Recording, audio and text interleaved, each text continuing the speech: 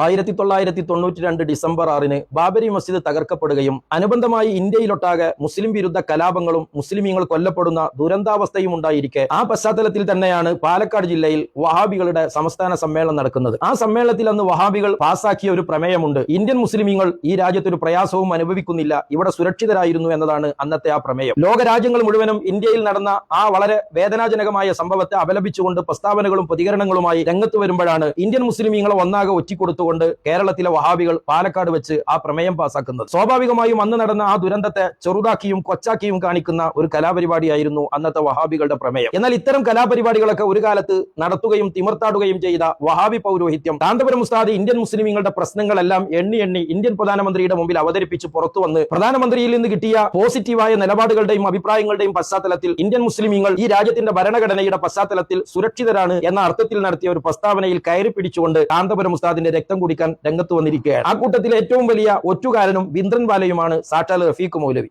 അയാൾ ഇന്ത്യൻ മുസ്ലിമീങ്ങളുമായി ബന്ധപ്പെട്ട അത്തരം ഒരു പ്രസ്താവന ഇതാദ്യമായിട്ടാണ് കേൾക്കുന്നത് എന്നാണ് വാചകമടിക്കുന്നത്.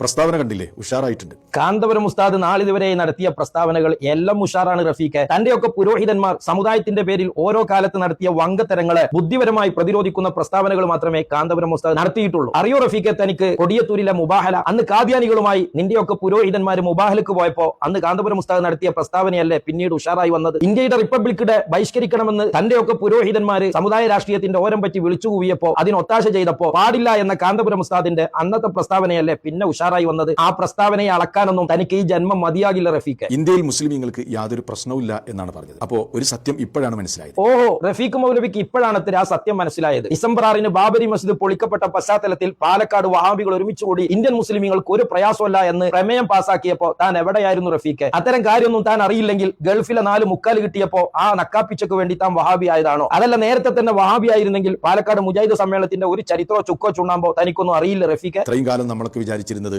ഇന്ത്യയിൽ മുസ്ലിമീങ്ങൾക്ക് വലിയ പ്രയാസങ്ങളും പ്രതിസന്ധികളൊക്കെ ഉണ്ട് എന്നായിരുന്നു. അതെയോ മൗലവി? അപ്പൊ പാലക്കാട് വഹാബികൾ ഒരുമിച്ച് കൂടി വിളിച്ചു കൂവിയതോ? ബാബരി മസ്ജിദ് പൊളിക്കപ്പെട്ടിട്ട് പോലും ഇന്ത്യൻ മുസ്ലിമീങ്ങൾക്ക് ഒരു പ്രശ്നവുമില്ല എന്ന് തന്റെയൊക്കെ പുരോഹിതന്മാർ അന്ന് പാസാക്കിയ പ്രമേയം താനൊന്നും അറിഞ്ഞിട്ടില്ല റഫീഖ്. എന്ത് ഉളുപ്പില്ലായ്മയാണ് റഫീഖ് ഇതൊക്കെ? കാന്തപുരം ഉസ്താദിന്റെ പ്രസ്താവനയുടെ ഉളുപ്പളക്കാൻ വരുന്ന തനിക്കൊക്കെ പലപ്പോഴും തന്നോട് പറയുന്നത് പോലെ കണ്ടാമൃഗത്തിന്റെ തൊലിക്കട്ടി തന്നെയാണ് റഫീഖ്. അപ്പൊ നമ്മൾ കണ്ട വാർത്തകളും വിഷ്വൽസും വിവരങ്ങളൊക്കെ ഫേക്കാണ് എന്ന് ഇപ്പോഴാണ് മനസ്സിലായത്. ബാബരി മസ്ജിദ് പൊളിച്ച ഡിസംബർ 6 അന്നത്തെ വാർത്തകളൊക്കെ വഹാബികൾ കാലെ കൂട്ടി തന്നെ അത് AI ആണ് എന്ന് മനസ്സിലാക്കി. ആ ബാബരി മസ്ജിദിന്റെ ധ്വംസനത്തിനു ശേഷം ഇന്ത്യയിലൊട്ടാകെ നടന്ന വർഗീയ സംഘർഷങ്ങളെയും കൊല്ലപ്പെട്ട മുസ്ലിമീങ്ങളുടെ വാർത്തകളെയൊക്കെ വഹാബി പുരോഹിതർ കാലെ കൂട്ടി തന്നെ AI ആണെന്ന് മനസ്സിലാക്കിക്കൊണ്ടാണ് ഇന്ത്യൻ മുസ്ലിമീങ്ങൾ ഇവിടെ സുരക്ഷിതരും സമാധാനകാരികളുമാണെന്ന് നിങ്ങളുടെ പുരോഹിതർ പ്രമേയം പാസാക്കിയത് അല്ലെ? ആരെ പൊട്ടീസാക്കാനാ റഫീഖ് ഇതൊക്കെ? കൂട്ടത്തിൽ റഫീഖ് വലിയൊരു ഡയലോഗ് കൂടി ആ കൂട്ടത്തിൽ കാച്ചുന്നുണ്ട്. കാന്തപുരം ഉസ്താദിന്റെ നിലപാട് കാന്തപുരം ഉസ്താദും അണികളും മാത്രമാണ് ഇന്ത്യയിൽ മുസ്ലിമീങ്ങളായിട്ടുള്ളൂ എന്നതൊക്കെയാണ് റഫീഖ് അടിക്കുന്ന വാചകങ്ങൾ. കാന്തപുരത്തിന്റെ നിഘണ്ടുവിൽ ഇന്ത്യൻ മുസ്ലിങ്ങൾ എന്ന് പറയുമ്പോൾ നമുക്ക് മനസ്സിലാകുന്നത് എന്താണ്?